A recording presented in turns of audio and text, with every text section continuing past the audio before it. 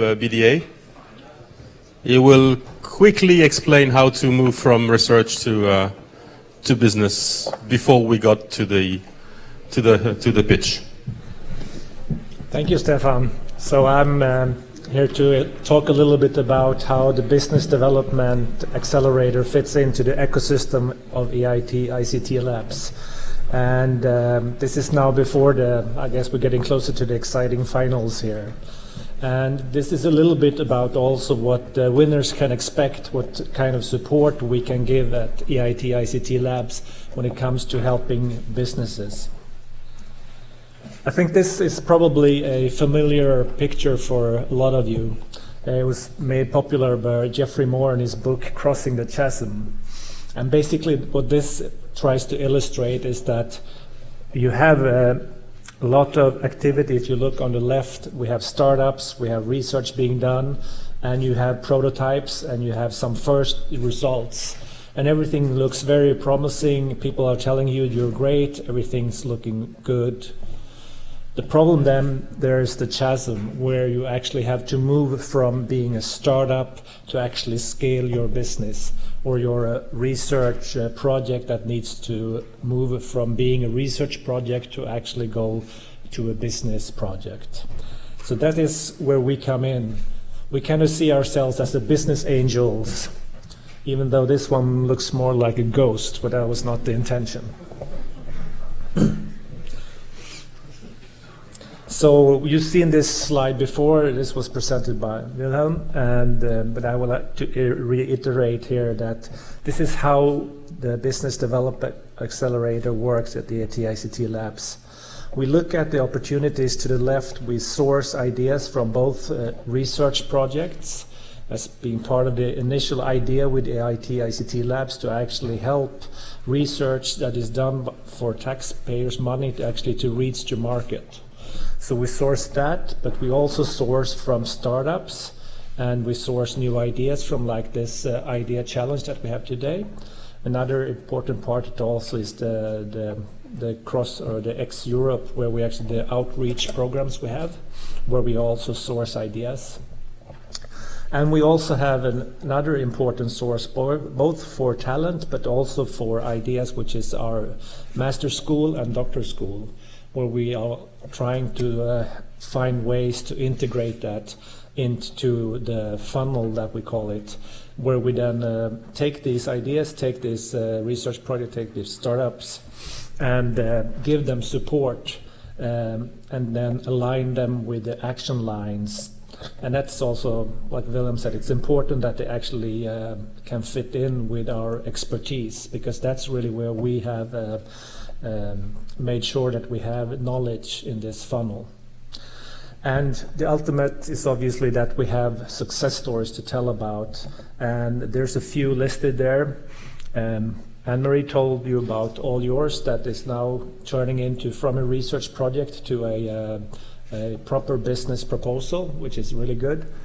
We have Stratosphere that you're going to hear about tomorrow also, that is cloud related, which is a big data analytics platform that can definitely tackle some of the really hard problems that Peter was talking about in terms of scaling up and understanding data when you do that.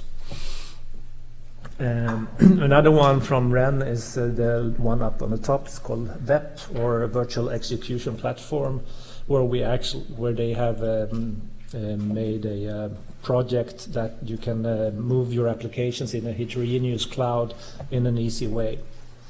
So there's definitely proof that this process is working. And who is then doing this? Well, we have built up a unique, I would say, organization in Europe. There's really no other organization that can match the competence and the network that EIT ICT Labs provide. The Business Accelerator have people in all 9 nodes that the EIT ICT Labs have today. Most nodes, the main nodes that have been operational for a while, have an average, I think, 4 or 5 business developers at your service. And we also have people in the new nodes in Madrid, for instance. We have 1 person. So there's definitely a very, very strong network that you can rely on And this will come to benefit for the winners, since one part of the prize is actually to be able to be coached and to be able to work within the network.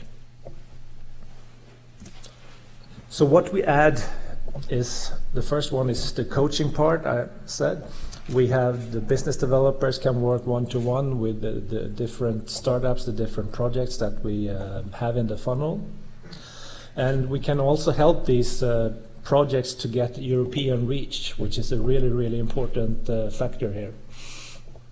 Because obviously, I mean, I work in Stockholm and I coach some startups and some projects in Stockholm, but the real value here is actually that I have colleagues like Pierre in Paris or Alain in Eindhoven, that we can actually then pool our resources and understand the European perspective on this.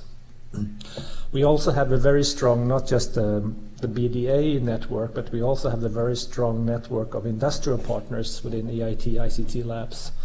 And that is also a very, very, I guess, strong point for being part of this network. Since if you're a startup in France and want to take advantage of talking to Siemens, we do have people that actually work with Siemens on a daily basis. So we can definitely help you to get access to customers.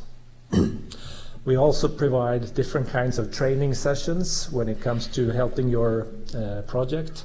And that could be either business modeling, doing business model canvases. We can do training, pitch training. We had some regular sessions with people from Silicon Valley doing pitch training. We also do a marketing masterclass, we call it, with people from Harvard Business School. So there's definitely a lot of components there to help you with your startup. Another important part is obviously when you're starting something like this is to have access to people with money, because you need funds for your company. So each node have a representative that talks to the VC community and other sources of financing for early stage projects and companies. And that part is called access to finance. And last but maybe not least is also the possibility that we call soft landing, that you can actually use the co-location resources if you're part of this network. So if you have the need to be in Paris for a few days, we can definitely set you up with a desk and make sure that you have access to the facilities, and that is what we call soft landing. So all in all, I just wanted to conclude with this, because this is really what it's all about. This is our mission, right? We want the Europe team to have their home court advantage. Thank you.